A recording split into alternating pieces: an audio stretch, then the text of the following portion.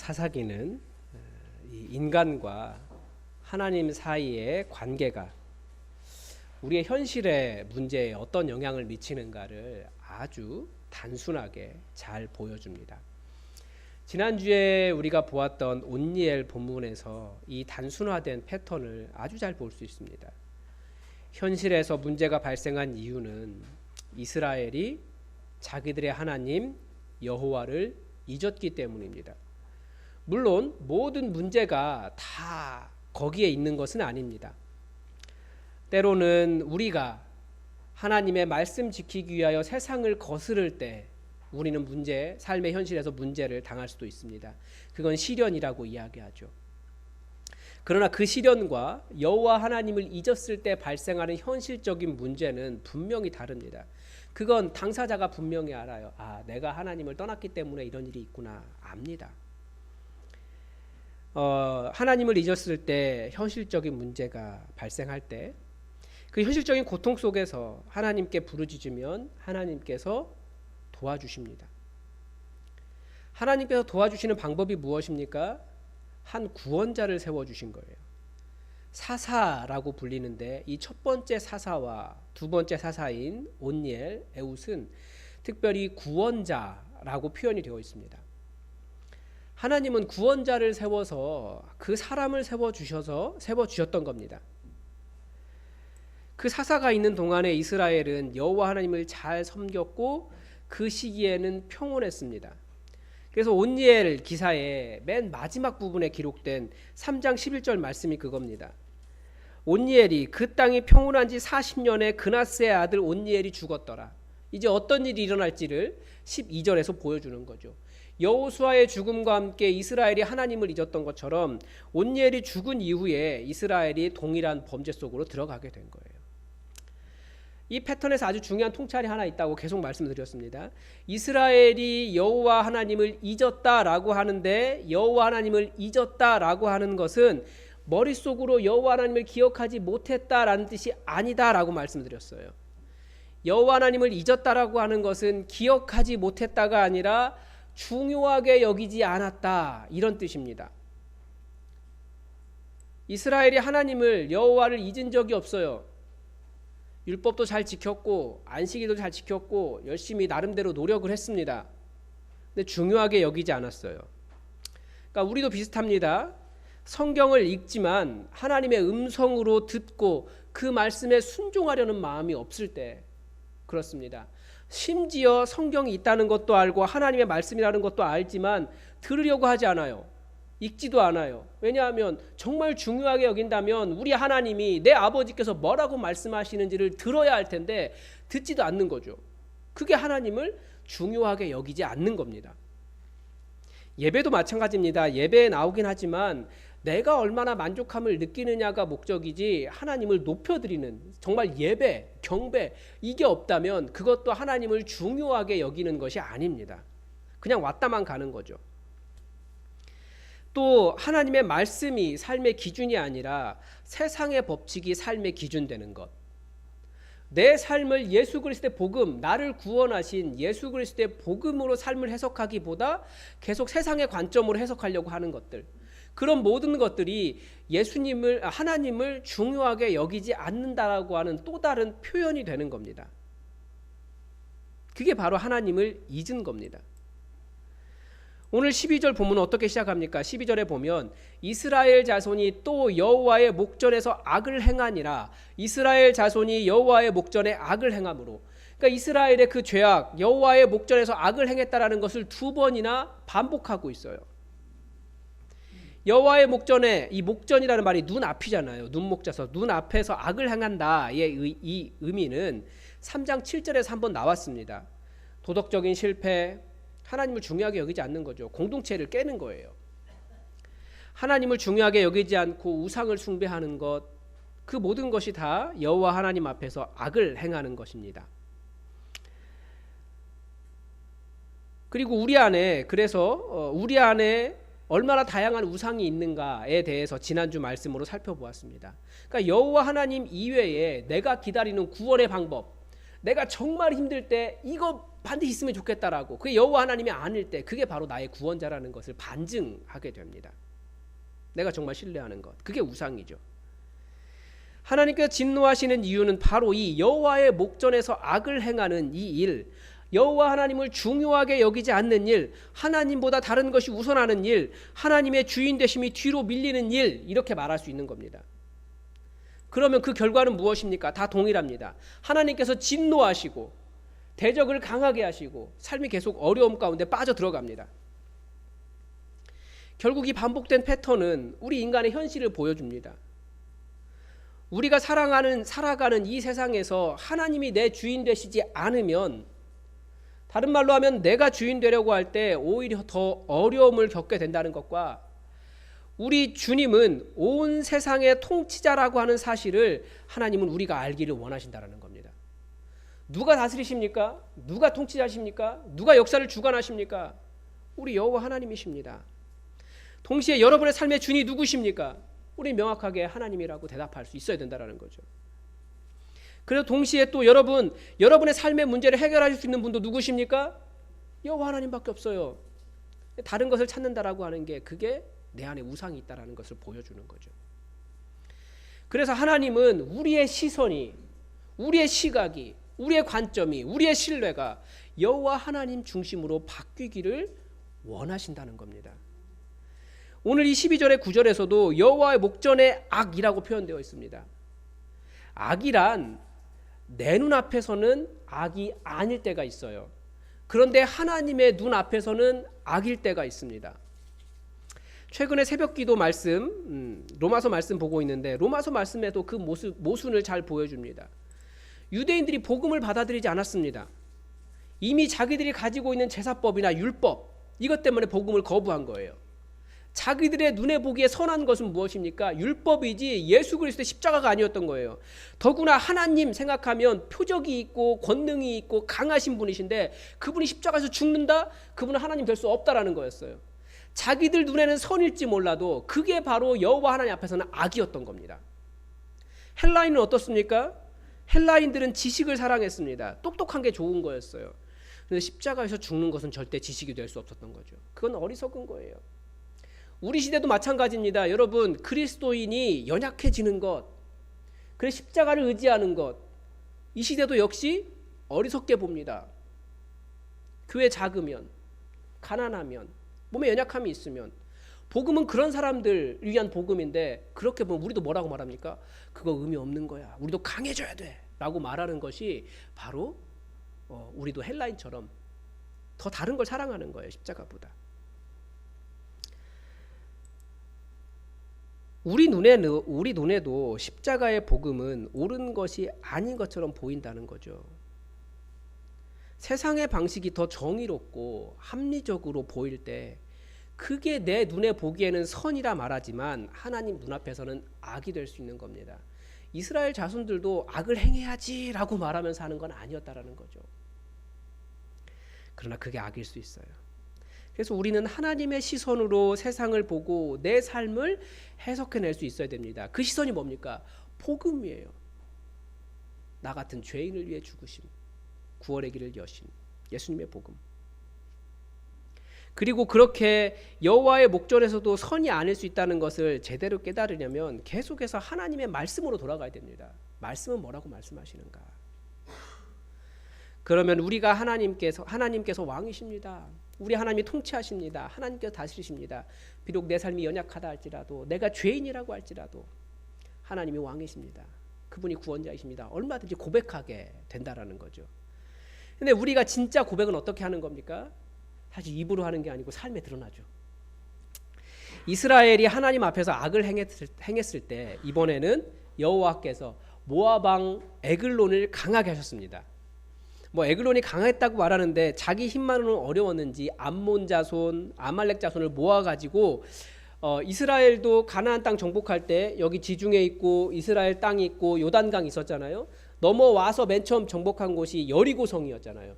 종려나무 성읍이라고 하는데 그 종려나무 성읍을 연합해서 공격을 해서 거기를 점령을 했습니다. 거기에 이스라엘 전체를 지배하는 전초 기지를 삼은 거죠. 그리고 18년 동안 18회 동안 이스라엘이 모압 왕 에글론을 섬겼다 이렇게 되어 있습니다. 그런데 여러분, 자기 삶에 문제가 있다는 것을 발견한 이스라엘이 한 일이 무엇입니까? 15절 첫 부분에 보면 이스라엘 자손이 여호와께 부르짖음에 이겁니다. 사사기에서 이스라엘이 하나님께 돌아오고 있다라고 하는 표지는 항상 이것이었습니다. 여호와 하나님께 부르짖음에. 하나님은 당신의 백성의 부르짖음을 들으시는 분이십니다. 우리 오랫동안 기도하다가 하나님 내 기도 안 들으시나 봐 라고 생각할 때가 있죠. 그게 바로 믿음이 없는 거예요. 성경은 뭐라고 말씀하십니까? 여호와 하나님은 당신의 백성의 부르짖음을 들으시는 분이십니다. 어려움이 발생하지 않는 인생은 없습니다. 고난이 없는 인생도 없습니다. 다들 평안한 것처럼 보이지만 가서 들어보면 정말 다 눈물 겪도록 힘든 삶들이에요. 도대체 그 인생의 짐을 어떻게 지고 사나 걱정이 될 정도예요.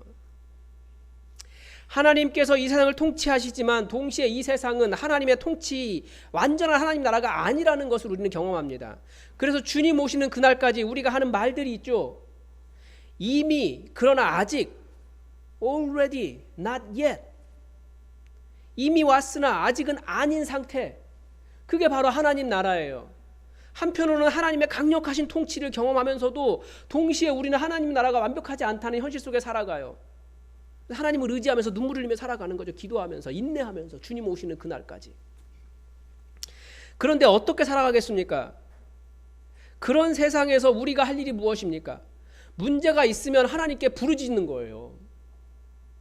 비록 내가 하나님을 잊어서 삶의 문제가 발생했을지라도 하나님의 마음을 되돌릴 수 있는 열쇠가 바로 우리에게 있다라는 거죠.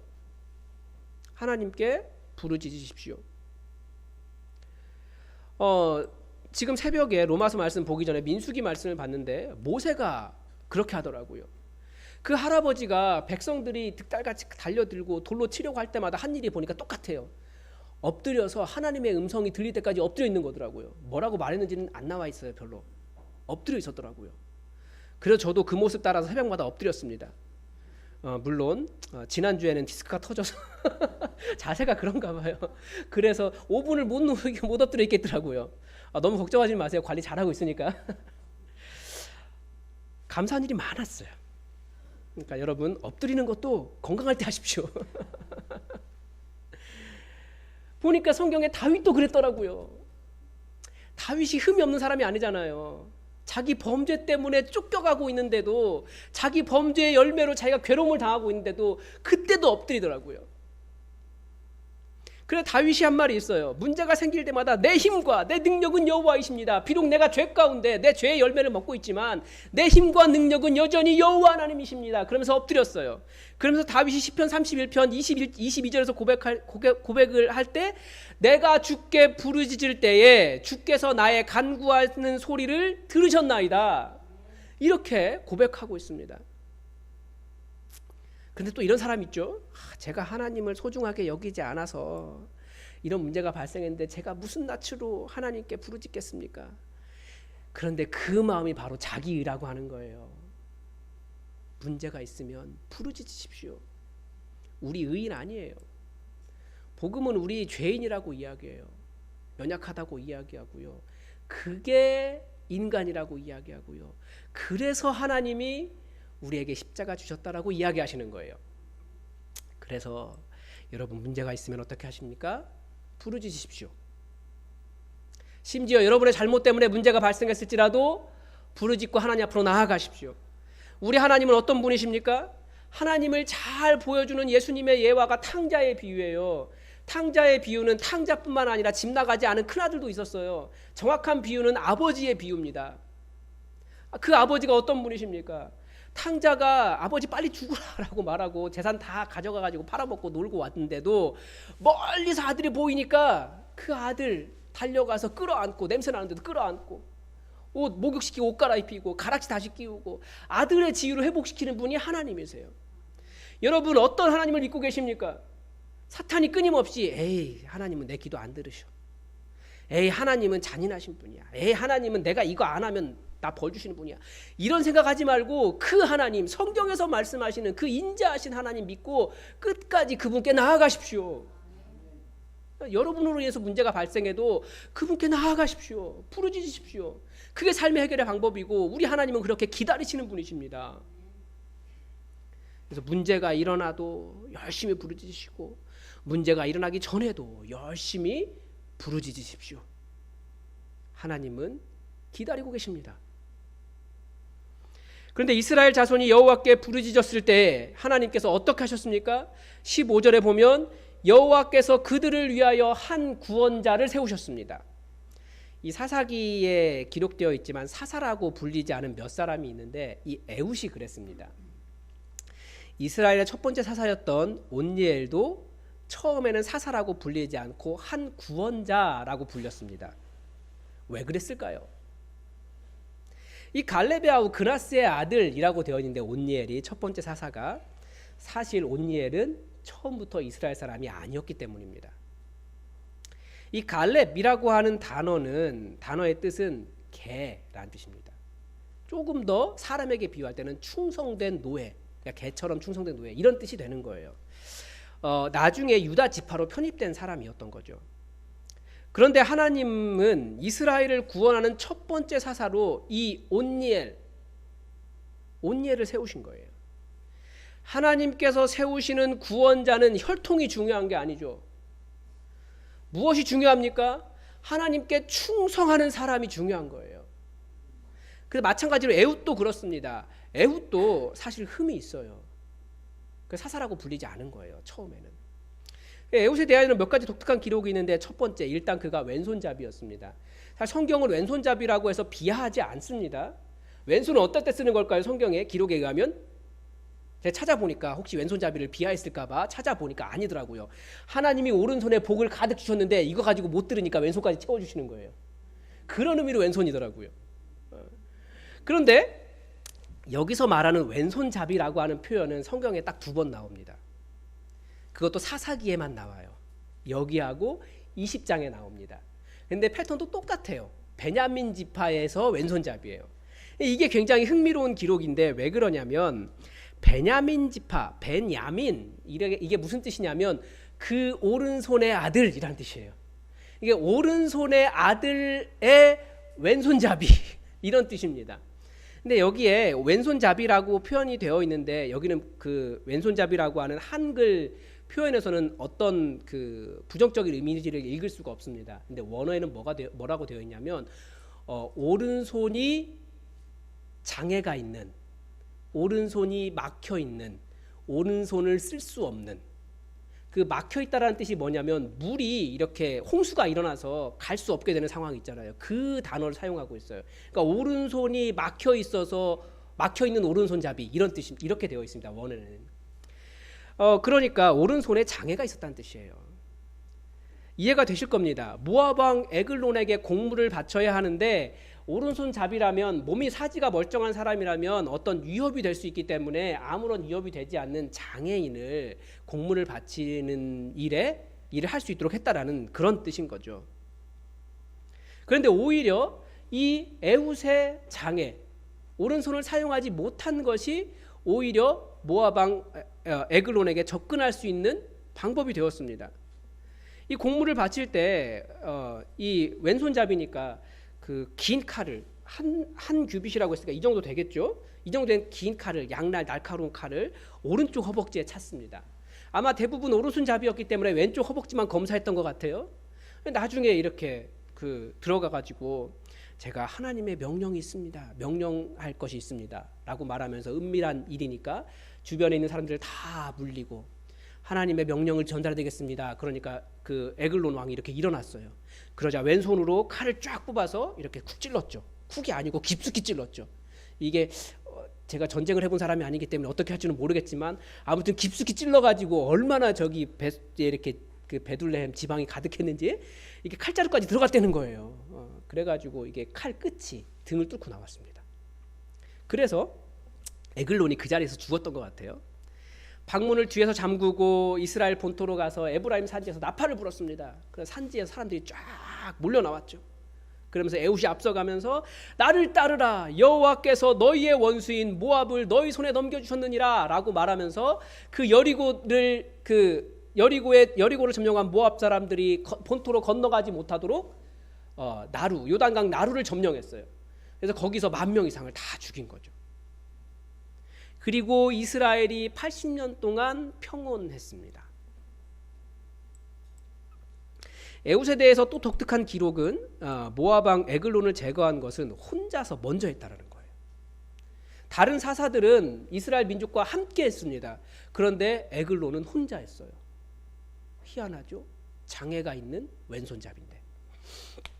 여러분, 우리는 리더, 구원자는 완벽해야 한다고 생각합니다. 그래서 때로는 우리의 완벽하지 않음 때문에 우리는 마음이 괴로울 때가 있어요. 왼손이 막혀있는 에훗은 지도자라고 생각하지 않았던 것 같습니다. 그래서 초기의 기록에는 심지어 사사라고 이름도 안 붙어 있는 거예요. 우리 세상은 완벽해야 리더라고 말합니다. 내가 따를만 해야 된다는 거죠. 학력이든 집안이든 재력이든 요즘 시대는 외모든 다 갖춰져야 한다라고 말합니다. 이런 생각이 교계 안에도 들어와 있습니다. 그러나 하나님의 구원은 완벽에서 오지 않는다라는 거예요. 사사가 계속해서 구원자로 나타나고 있는데 앞으로도 계속 보겠지만 사사는 어떤 사람입니까? 완벽한 사람 아무도 없습니다. 하나님께서 사람을 구원자로 세우시지만 진짜 구원자는 바로 그를 사용하시고 세우시는 여호와 하나님이시기 때문에 그렇습니다. 이게 그리스도인들의 삶의 방식이에요. 우리의 부족함은 누가 채우십니까? 하나님이 채우십니다. 심지어 부족하다 할지라도 하나님께서 그를 들어서 구원자로 나타나십니다. 하나님의 구원의 방법은 때로는 우리 눈에 어리석어 보이기까지 합니다. 예수님은 어떤 분이셨습니까? 이사야 53장에 예수님의 모습을 이렇게 예언하고 있어요. 우리가 전한 것을 누가 믿었느냐? 여호와의 팔이 누구에게 나타났느냐? 여호와의 팔, 여호와의 권능을 의미합니다. 그는 주 앞에서 자라기를 연한 순 같고 마른 땅에서 나온 뿌리 같아서 고운 모양도 없고 풍채도 없은즉 우리가 보기에 흠모할 만한 아름다운 것이 없도다. 여러분 다 농사 지어 보셨죠? 농사를 많이 지으시는 것 같아요. 그 메마른 땅에서 나오는 그 새싹을 아십니까?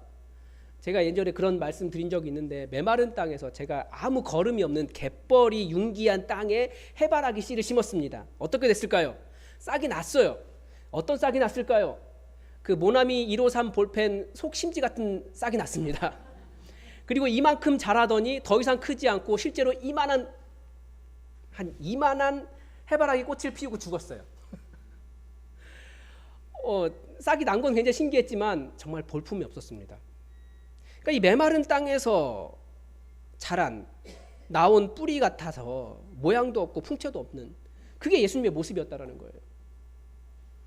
어느 정도까지 보기가 안 좋았냐면 마치 사람이 그에게서 얼굴을 가린 것 같이 너무 못생겨서 도저히 못 보겠어. 그게 예수님의 모습이었다라는 거예요. 예수님이 딱 이 앞에 설교를 하면 왜 이렇게 못생겼냐. 그게 예수님이었다라는 거예요. 그래서 멸시도 당하고 심지어 우리도 그를 귀하게 여기지 않았다. 그러니까 예수님의 모습을 이 세상에서 가장 연약한 모습으로 표현하고 있습니다. 그런데 바로 그런 분에게 하나님의 권능이 임했고 우리는 그런 예수님을 통해서 구원을 받았습니다. 초대교회의 구성원들은 어떤 사람들이었습니까? 우리 복음서에 많은 사람들이 기록되어 있지 않습니까? 그 사람들이 바로 초대교회의 구성원들이었어요. 배우지 못한 어부들, 죄인 취급당한 세리들, 창녀들, 병자들, 여성들, 아이들 이런 사람들이었습니다. 고린도전서 1장 26절에서도 형제들아 너희의 부르심을 보라 육체를 따라 지혜로운 자가 많지 아니하며 능한 자가 많지 아니하며 문벌 좋은 자가 많지 아니하도다. 교회 구성원들이 그랬다라는 거예요. 근데 왜 그렇게 하셨느냐? 왜 그런 사람들을 모으셨느냐? 그러나 하나님께서 세상에 미련한 것들을 택하사 지혜 있는 자들을 부끄럽게 하려 하시고 세상에 약한 것들을 택하사 강한 것들을 부끄럽게 하려 하시며 하나님께서 세상에 천한 것들과 멸시받는 것들과 없는 것들을 택하사 있는 것들을 폐하려 하시나니 이는 아무 육체도 하나님 앞에서 자랑하지 못하게 하려 하심이라. 구원은 하나님의 선물이지 내가 획득하는 것이 아니기 때문입니다. 성도의 자랑이 내 지식, 내 공로, 내 경험, 내 능력, 내 직분 이런 것들이 아니라 오직 예수 그리스도이시기 때문입니다. 우리에게 다른 것 바라보지 말고 예수님 바라보라고. 예수님은 가장 연약한 모습으로 오신 거예요. 유대인들은 십자가 위에서 죽어버린 예수님을 무능하다라고 비난하고 받아들이지 않았습니다. 헬라인들은 십자가 위에서 죽어버린 예수님을 미련하다라고 거절했습니다. 사람들은 자신의 선함으로 자기 스스로를 구원하려고 합니다. 그런데 복음은 예수님이 우리의 구원이라고 선포하고 있습니다. 그리고 그 사실을 받아들인 연약한 사람들이 구원받는 겁니다. 이 미련하고 무능했던 복음이 지혜롭지도 않고 문벌도 없고 무능한 사람들을 통해서 이 세상에서 가장 위대한 교회의 시대를 이뤘습니다. 그러니까 예수님도 왼손잡이셨고 교회도 왼손잡이였던 겁니다. 그런데 그때가 가장 위대한 교회의 시대였습니다. 복음 안에서 충분한 것은 부족하고 오히려 부족한 것은 충분해집니다. 왜냐하면 하나님은 하나님이 필요하다고 부르짖는 겸손한 자들의 하나님이 되시기 때문입니다. 하나님은 바로 그런 저 부족해요 라고 고백하며 하나님께 부르짖는 자들을 사용하십니다. 여러분 혹시 완전하십니까? 완벽하십니까? 때로는 완전하지 않아서 완벽하지 않아서 사탄의 참소, 사탄의 공격을 받으십니까? 괜찮습니다. 하나님은 왼손잡이, 왼손이 막혀있는 사람을 사용하셨어요. 복음도 마찬가지입니다. 죄인을 부르셨지 의인을 부르신 것이 아닙니다. 그러나 우리의 부족함에도 불구하고 하나님께 충성된 하나님을 찾는 사람들이라면 하나님은 우리의 구원자가 되신다는 것을 명심하십시오. 복음은 우리에게 예수님 계신다. 걱정하지 마라. 안심해라. 그렇게 가르쳐주고 있습니다. 기도하겠습니다. 하나님, 오늘 장애가 있었던 에훗이 혼자서 그 누구보다도 위대한 이스라엘의 구원자가 되었던 것을, 하나님의 능력 안에서 구원자가 되었던 것을 말씀을 통해서 봅니다. 우리는 완전해야 되고 완벽해야 되고 모든 것을 갖춰야 되는 것처럼 생각을 하지만 하나님의 구원은 우리의 완벽함에서 나오지 않는다라는 것을 다시 한번 보면서 하나님, 우리의 연약함을 아버지 앞에 내려놓고 정말 인자하신 하나님을 찾으며 부르짖으며 주님 앞에 엎드리며 하나님의 구원을 기다리는 주님의 백성들 되게 하여 주시옵소서. 예수 그리스도의 복음이 우리가 죄인 되었을 때 우리를 불러주셨는데 의인 되려고 애쓰기보다 더 하나님께 충성된 하나님의 백성, 하나님께 붙어있는 진정한 가지가 되도록 우리가 열심히 주님 따라가는 믿음의 백성 되게 하여 주시옵소서. 모든 것 감사드리며 예수님의 이름으로 기도드립니다. 아멘.